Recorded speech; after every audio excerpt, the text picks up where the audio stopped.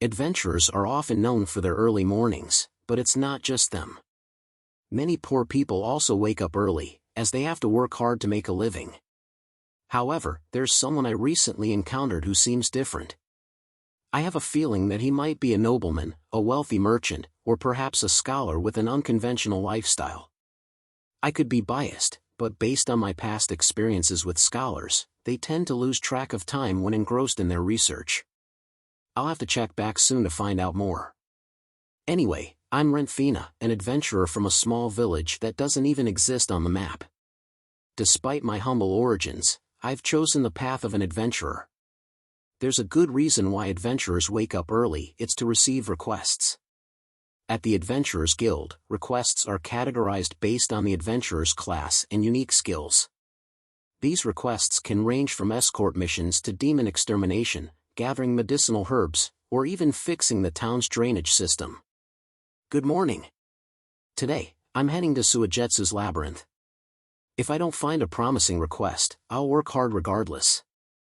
So, keep up the good work, and wish me luck too. Let's venture into 𝐬𝐤𝐥𝐿 labyrinth. While most adventurers prefer to form parties, I usually go solo for a few reasons. Despite being an adventurer for a decade, I'm still ranked second to last in my class. However, I managed to make a decent living by borrowing monsters and selling valuable stones and materials to the guild. Above all, I'm a cautious person for an adventurer. I always save money for emergencies, but this time, I let my guard down. I stumbled upon something extraordinary in the labyrinth, a secret passage or a significant discovery. It's an unexplored area, and who knows what treasures or magical artifacts I might find there. No, if I report this information to the guild, I could make a fortune just by sharing it with them. I should have ignored it, but my curiosity got the better of me, and I foolishly ventured into this suspicious and dangerous place all by myself. What a mistake! According to some accounts, the creatures in this area have unique appearances, quite different from the ones we usually encounter. However, in an instant, I recognized it as a dragon. It was my first encounter with such a magnificent creature. As an adventurer of the same level, the thought of being devoured by a dragon seemed impossible to live up to. Yet, upon closer inspection, it was nothing more than a skeleton. Despite their menacing reputation, skeletons could easily be vanquished by the holy magic of the church's clergy. After all, it was against God's will for the dead to roam this world. But wait, was I truly dead? No, my memories and consciousness remained intact. My first priority was to return to town. No, I couldn't accept my fate just yet. I may be deceased, but I refused to fade away. Disrupting the status quo was futile. The adventurer present seemed lost and without a plan. The dragon was nowhere to be seen, so it was best to leave this place for now. Someone was attempting to solve a mystery, but the deadline and mechanism remained unknown. The labyrinth held varying scales of danger, with valuable treasures and magical artifacts lying dormant, while monsters lurked in every corner. The existence of these creatures was shrouded in enigma. Perhaps I should head to the New Moon Labyrinth, where fortunes could be made. If I waited patiently, a lone adventurer like myself would surely arrive. It was time to strike up a conversation and find a way forward. However, my physical abilities had significantly deteriorated due to my frail body. I was no match for an average person in terms of strength. Of course, I'm also a skeleton. Back when I was human, defeating him would have been a piece of cake. But now, I can't even lift my sword. That's a bummer. Maybe we should try tapping into a different power source. Ki power is all about harnessing the life force of living beings. Can you tap into your ki? We both have thief powers now, but with my gear, I can use the power of the tree to boost my physical abilities and attack strength. Baba is still kicking. The energy I used earlier is coming back. It's unusual for a monster. With time and experience, you can evolve into a higher being. It's the same for humans. Train hard, and you'll grow. But we're on a different level, right? A skeleton is a skeleton, no matter what. Although, there are rare cases of skeletons evolving into ghouls. That's the evolution of beings for you. Ghouls are undead too, but they have flesh, wear robes, and masks, making them more human-like. If I hide my appearance, maybe I can sneak back into town. First things first, I'll focus on evolving my existence. Taking down monsters in this labyrinth will be satisfying. Are you not coming today? Oh well, I'll just whip up dinner myself. It's getting my body moving a lot. It seems to have a light recovery effect. Thanks to that, I can now utilize the power of the tree in my journey, so it's time to face tougher monsters. Slimes are weak, just like skeletons. The liquid monster representative is a formidable foe that cannot be underestimated. It's resistant to physical attacks, making magic the most effective way to defeat it. However, since it cannot use magic itself, life magic is the best option.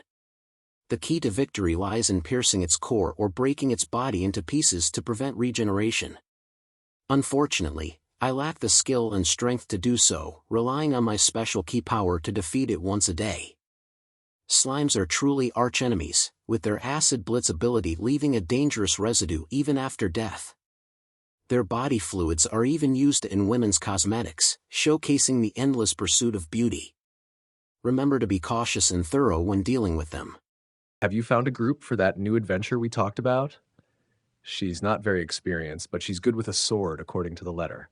I couldn't find a recruiting group that suited her, so I was going to ask Rentt to help. But he hasn't returned since yesterday, which is unusual. He didn't take any long quests, did he?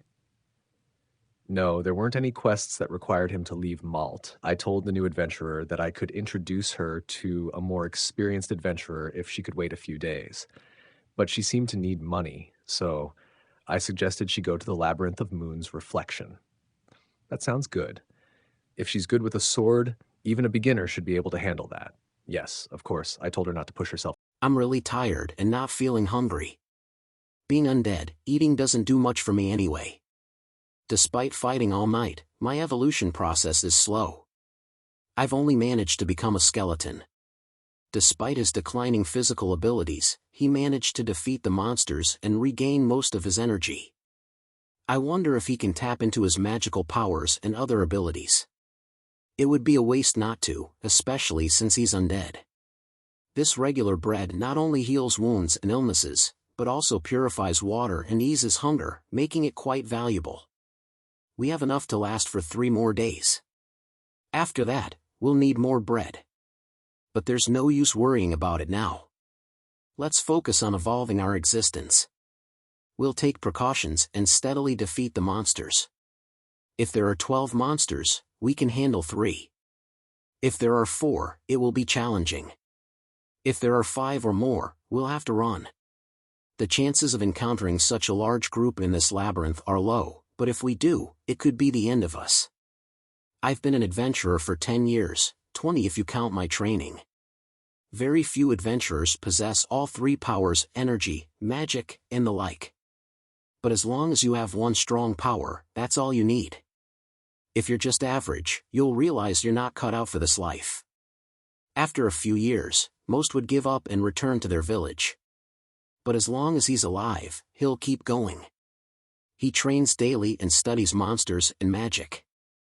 My dream is to become a mithril-class adventurer. I've taken on every request, no matter how small. I want to be known as the adventurer who saves people. I know I'll make mistakes, but I've dedicated my life to this. Wow, I've gained so much power since my human days. And it's not just a coincidence, my power keeps growing stronger. It's like a valuable commodity, so I'll definitely gather more of it. This time, I'm even fortunate enough to obtain pure body fluids. After capturing something, the slime I encountered was incredibly dark and the body fluids were difficult to sell. What's that? It's fascinating. Your evil, dried up corpse still has some flesh on it. It's almost like a complete body, isn't it? If you continue to work hard, you'll ascend to a higher rank as an undead. Who knows, as a vampire, you might even resemble a human. Now that you have a flesh body, you can even speak. Hello, hello. I definitely need some practice.